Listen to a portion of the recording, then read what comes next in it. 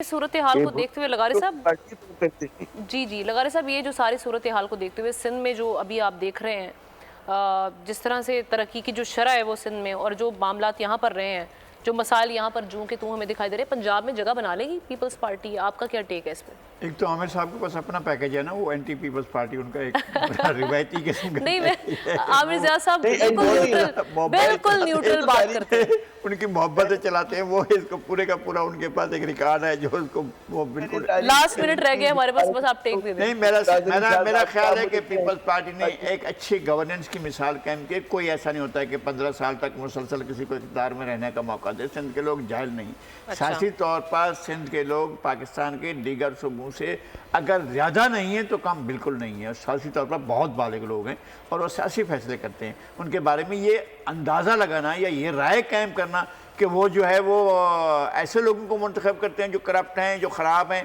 भाई वहाँ डिलीवर हुआ है, ग्राउंड पर डिलीवर हुआ है, लोगों को मिला है, लोगों को वो चीज़ें मिली हैं जो वो चाहते थे। जब सैलाब था तो सैलाब ने तबाही मचा दी थी, पूरा इंफ्रास्ट्रक्चर सिंध का तबाह हो गया था।